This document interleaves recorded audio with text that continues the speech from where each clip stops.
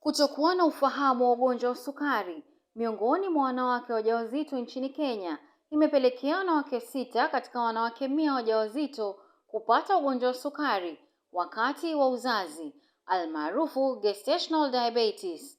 Esther Wanjala, mama wa miaka 44, ni miongoni mwa wanawake waliopoteza mimba 3 kwa ajili ya kutofahamu ugonjwa huo. Esther, ambaye ni mfanyabiashara na mama wa watoto 3, anaeleza kuwa si rahisi kuvumilia ugonjwa wa sukari ambao aliupata bila ufahamu. Okay, before I knew I was diabetic, I got pregnant for my first pregnancy. I had a miscarriage. The second pregnancy I also had a miscarriage, even the third one. So the doctors got concerned and they asked for further tests. So when the tests were done, that's when I knew that I was diabetic. That was in 2004. Yeah. So after that, now the doctor started doing a follow-up, and I had my first pregnancy now, my first child. He's turning 18 tomorrow. So I was on medication all through. I used to visit the doctor maybe twice per month. And I was just being monitored for some time. But when I was around 7 months pregnant, I was introduced to insulin, because now the sugars were not really good. But I thank God after that, I got my first child, who is a boy, and he was 3.8. And after that, the diabetes kind of subsided. So the doctor told me that was gestational diabetes. So I moved on for some time. I kept on monitoring it and doing follow-ups, but after some time, it's like now it had already gone away. So I got my second pregnancy, and unfortunately now I had a miscarriage again. So I got another one. I had a miscarriage. At what point? At two months. That is around 8-9 weeks. I got it. It's like the body couldn't handle a foreign, what do I call it? A foreign thing, a foreign body. So my body automatically rejected. But now later on I was told it's because of the sugars were too high that the body couldn't really handle the pregnancy. So I had miscarriages at 8-9 weeks there. So now I got my second born now. I got pregnant, and now that I knew my condition, I had to start feeling yesterday checkups at around 2 weeks pregnant. When I realized that I was pregnant, I started going to the doctor, and he did follow-ups for me. I used to go to the hospital like every 2 weeks. After every 2 weeks, I do a checkup, scans, and everything that comes with pregnancy.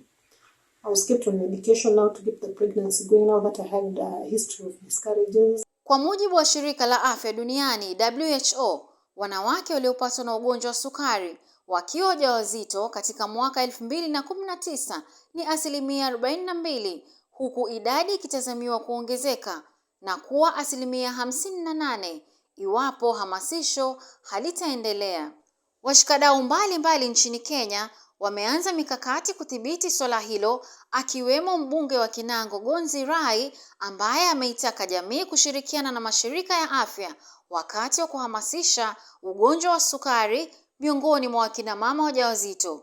Mambo ya matibabu yaligatuliwa, na ikawa ni kwamba tuiombe serikali za ugatuzi zikapate kuweka kliniki katika hizi sehemu zetu mara kwa mara.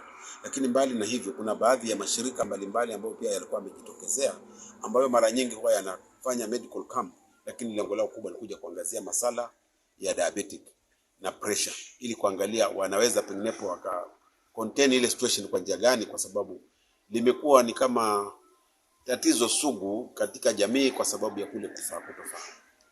So ni hali ya kuwa tunajaribu kutafuta njia mwafaka, lakini ninataraji kwamba huo mpango tayari uko already in place, na tunajaribu kadri ya uwezo ili tuone kwamba hiyo exercise ita take off, na tuhakikishe kwamba haya mashirika ambayo pia nayo tuko nayo yao yataanza kuhakikisha kwamba yanaongeza juhudi marudufu ili kuingia kule nyanjani kabisa kuwapata wale kina mama ambao wasingekuwa wanaweza kuipata elimu kama hii, kwa sababu ya yale mashaka ambayo wanayapata wakati wanapopata hizi mimba ambazo baadaye watu wanakuja kupatikana diabetic.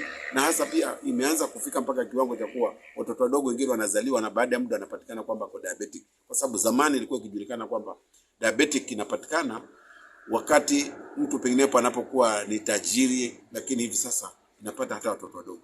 Kwa hivyo ni swala ambalo tunajaribu kulishughulikia na kuliangazia kwa kujaribu kushirikisha baadhi ya mashirika fulani, ili tupate hizi medical camps zipate kuingia nyanjani kuelimisha kina mama na hizi kliniki za county, ili tupate kuhakikisha kwamba tunaboresha hii elimu, because la muhimu ni sensitization, ili kuona kwamba hawa kina mama wamepata hii elimu, ili wajue kwamba mwanamke anapopata mimba anaweza kuiandaa mimba yake kwa njia gani. Tumeona swala hili limekuwa debated sana katika parliament. Pengine unatarajia kufanya shughuli hii kwa muda gani? Ni process ambayo ninataraji kwamba haituko mbali na kwamba ikamilike, kwa sababu wajua katika bunge sheria ina vipengele karibu 3 kufika kiwango cha kuwa ipate kuwa sheria.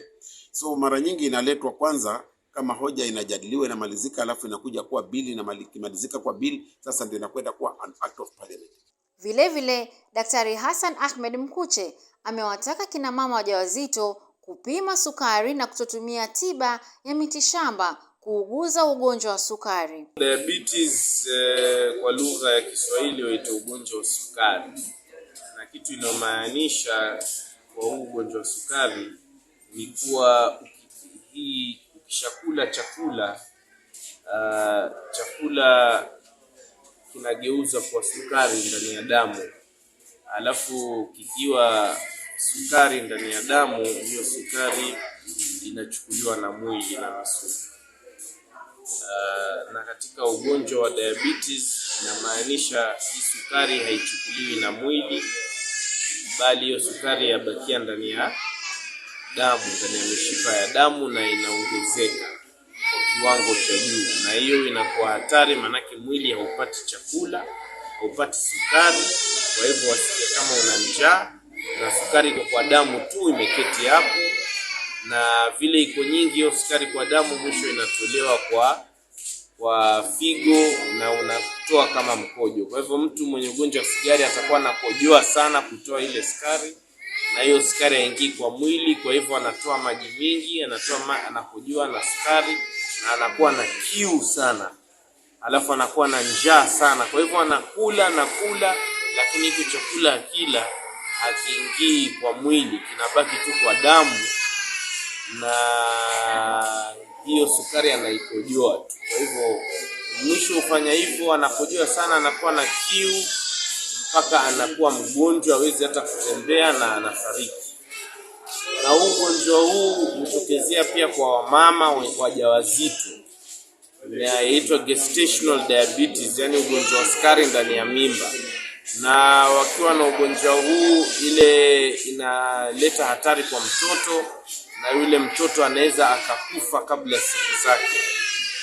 Kwa hivyo na ni kitu ambacho sababisha vifo vya watoto wengi. Kwa hivyo kwa kila mwanamke ambaye ako na mimba, anafaa awe anapimwa sukari kuona kama sukari yake iko sawa, ama iko chini ama iko juu.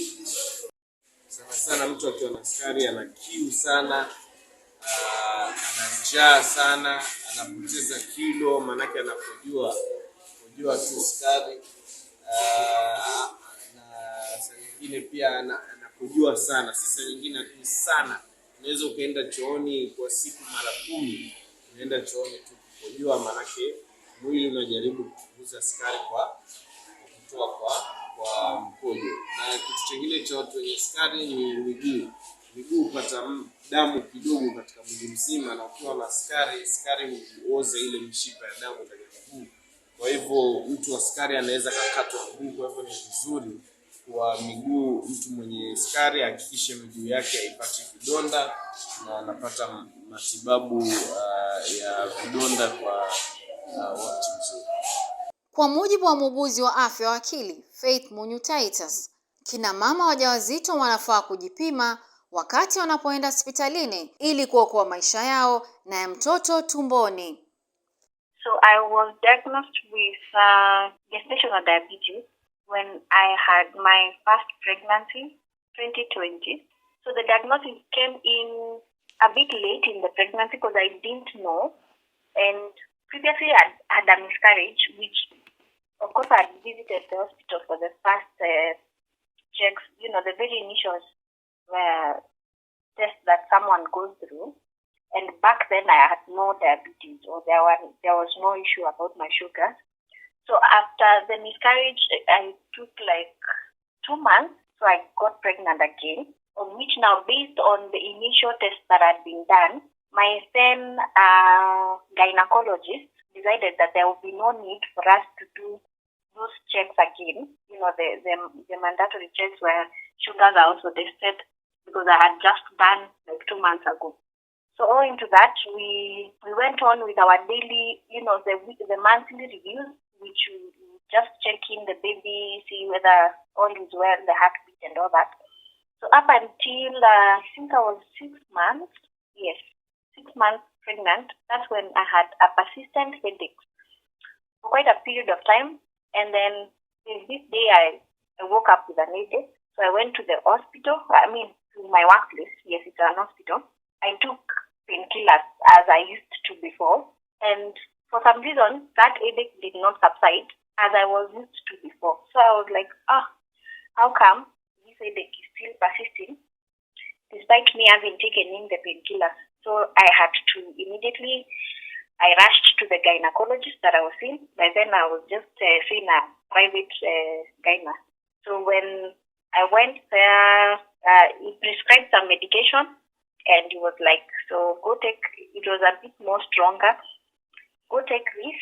If it wouldn't have subsided maybe by evening, then you can check in to the hospital. He gave us a specific hospital for admission. So I came back to the house, and still after taking the meds, the headache was still very high. It was not subsiding. So by that evening now, I decided to check myself in for admission. So when I was admitted now, as they were trying to figure out what could be causing this headache, that's when, of course, doing their routine, checks of pressure and sugars, that's when they noticed that my sugars were really high. So they're like, have you been on diabetes treatment and all that? I'm like, no, I didn't know that I had high sugars. But of course, now in hindsight, I could see I had some symptoms. Of course, research would say that some of the symptoms to note for diabetes is frequent urination, frequent, feeling thirsty quite often and all that. So I really had those symptoms, but then I also I thought it could be the pregnancy, so I didn't give so much attention to it. Yes, so it was in around 6 months that I was diagnosed to have diabetes, and so immediately I was put on treatment. Of course, by 6 months, the baby is really grown, because one effect of diabetes is that it causes babies to be really big. So we tried to manage it, and so I had to deliver earlier before my due date. I delivered with 37 weeks, and the baby was 4 kgs at 37 weeks, which really shows that if we had gone past that, it would have been bigger. Kulingana na utafiti wa afya nchini KDHS mwaka 2022, wanawake 412 katika kaunti ya Kiambu walitembelea vituo vya afya na kupata usaidizi, huku kaunti ya Nyamira ikirekodi wanawake 55 pekee waliotembelea vituo vya afya. Shirika la Afya Duniani limependekeza kuwa nchi za Afrika zishirikiane na kupata nguzo katika serikali zitakazowezesha sheria ili kufanikisha ununuzi wa dawa, vifaa na lishe bora kwa wagonjwa wa kisukari. Kenya inatarajia kupitisha mswada huo baada ya kuendelea kujadili kwa kina ugonjwa wa sukari bungeni. Teriani Mwataya, Kwale County.